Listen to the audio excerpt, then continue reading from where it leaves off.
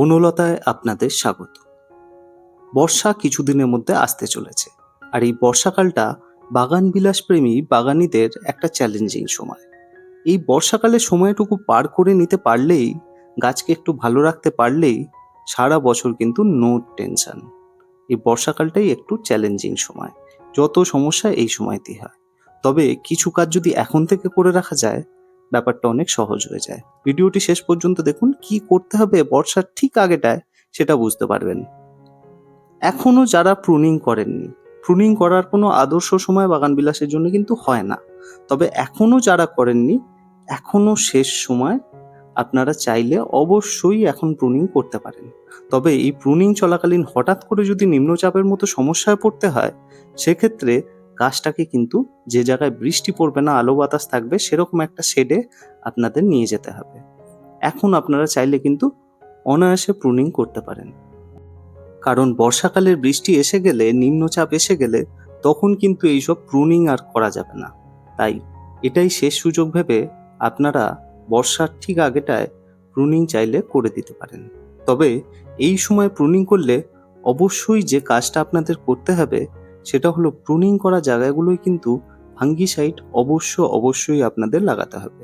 আমরা সারা বছর হয়তো অনেক সময় প্রুনিং করি, ছোটোখাটো পিঞ্চিং করি, কিন্তু ফাঙ্গিসাইড না লাগিয়ে কাজ মিটে যায়। এই সময় কিন্তু ওই ভুলটা একদমই করবেন না। অবশ্যই প্রত্যেকটা ডগায় আপনাদের প্রুনিং করার পর এভাবে ফাঙ্গিসাইড লাগাতেই হবে। আচ্ছা, এবার রিপোর্টিং এর কথায় আসি। রিপোর্টিং বা নতুন গাছ বসানোর ক্ষেত্রে এই সময়টা কিন্তু আদর্শ না হলেও এই সময় বসানো যায়। নতুন গাছ আপনারা এখনই বসিয়ে নিন চাইলে। বর্ষাকালে আর নতুন গাছ বসাতে যাবেন না। তবে যদি রিপোর্টিং করেন, সেক্ষেত্রে বলি, এমনভাবে রিপোর্টিং করবেন যেন কোনোভাবে শিকড় ছেড়ে না যায়। এই সময়ে শিকড়কে প্রুন করে আপনারা মোটেই রিপোর্টিং করবেন না।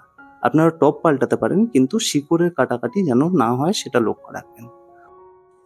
এই সময় যদি রিপোর্টিং বা নতুন গাছ বসাতেই হয়, সেক্ষেত্রে আরেকটা জিনিস মাথায় রাখতে হবে, সেটা হলো মিডিয়াটা হবে একদম ঝুরঝুরে, বালি যেন বেশি থাকে মিডিয়াতে, সেটা লক্ষ্য রাখবেন। কারণ এমন একটা মিডিয়া এই সময় দরকার, যেটায় জল পড়লেই যেন ড্রেন আউট হয়ে যায়, সেরকম একটা ব্যবস্থা থাকা দরকার।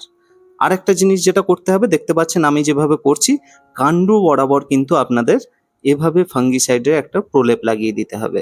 এটা গাছের কাণ্ডকে কিন্তু কাণ্ড পচা বা পোকামাকড়ের আক্রমণ থেকে এই বর্ষাকালটায় বাঁচাবে।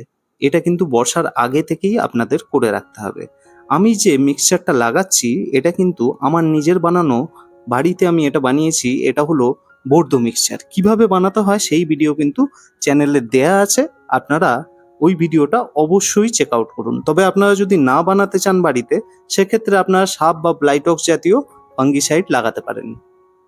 আর এই ফাঙ্গিসাইডটা বর্ষার জল প্রতিনিয়ত পেতে পেতে কিন্তু ধুয়ে যাবে। সেক্ষেত্রে যখন বর্ষাকাল চলবে, তখন নিম্নচাপের ফাঁকে আর একবার কি দুবার এই ফাঙ্গিসাইডটা অবশ্যই অ্যাপ্লাই করবেন। এটা কিন্তু আপনার গাছের কাণ্ডটাকে অনেকটাই প্রোটেকশন দেবে। বাগানের প্রত্যেকটা বাগান বিলাসে কিন্তু এই কাজটা অবশ্যই আপনারা করবেন। এবার আসি বাগান বিলাসে খাবার প্রয়োগের ব্যাপারে। আমি বছরে 3 বার খাবার দিই। তার মধ্যে এই বর্ষার আগে আমি একবার খাবার প্রয়োগ করি। আমি এই মিশ্র জৈব ফার্টিলাইজারটা ইউজ করছি। এটা কিভাবে বানাতে হয় সেই ভিডিও কিছুদিন আগে আমি দিয়েছি। তবে সেটা বানানোর সময় কিন্তু এখন আর নেই। কারণ সেটা বানাতে গেলে মোটামুটি 30 দিন কমপক্ষে আপনাদের সেটাকে ডিকম্পোজ করতে হয়। আপনারা বাজার থেকে ভালো ডিকম্পোস্ট কোনো একটা জৈব খাবার, মিক্সড জৈব খাবার আপনারা কিনে ব্যবহার করতে পারেন। তবে এক্ষেত্রে একটা কথা বলি, টবের মাটি এই সময় বেশি খোঁড়াখুঁড়ি করবেন না। জাস্ট টবের ধার বরাবর খুঁড়ে আপনাদের এটাকে প্রয়োগ করতে হবে। শিকড় এই সময় যেন আঘাত না পায়, সেটাও আপনাদের লক্ষ্য রাখতে হবে। বর্ষাকালের আগে সবচেয়ে গুরুত্বপূর্ণ জিনিস হলো এই সাপোর্ট সিস্টেম। বাগানবিলাস গাছকে কিন্তু আপনাদের প্রপার সাপোর্ট দিতে হবে।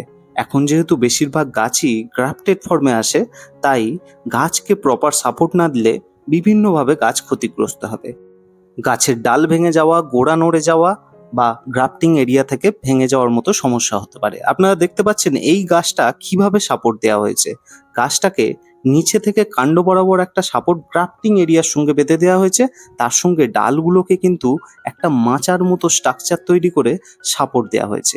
আপনারা এতটা যদি না করতে পারেন, যতটা পারবেন ততটা সাপোর্ট কিন্তু অবশ্যই দেবেন। তবে অনেকে দড়ি দিয়ে টবের ধার বরাবর বেঁধে সাপোর্ট দেন। সেভাবে সাপোর্ট দিলে কিন্তু গ্রাফটিং এরিয়াটা বা ডালগুলো সেফ থাকে না। আপনারা চেষ্টা করবেন এভাবে সাপোর্ট দেওয়ার।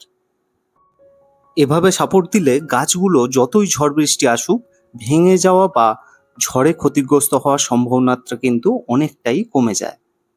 আপনারা অবশ্যই সাপোর্ট দেওয়ার কাজটা এক্ষুনি সেরে ফেলুন। এবার আসি কিছু সেনসিটিভ গাছের ব্যাপারে। সেনসিটিভ গাছ যেগুলো বিশেষ করে বৃষ্টিতে ক্ষতিগ্রস্ত হয়, সেগুলোকে অবশ্যই আপনাদের শেডে স্থানান্তরিত করতে হবে।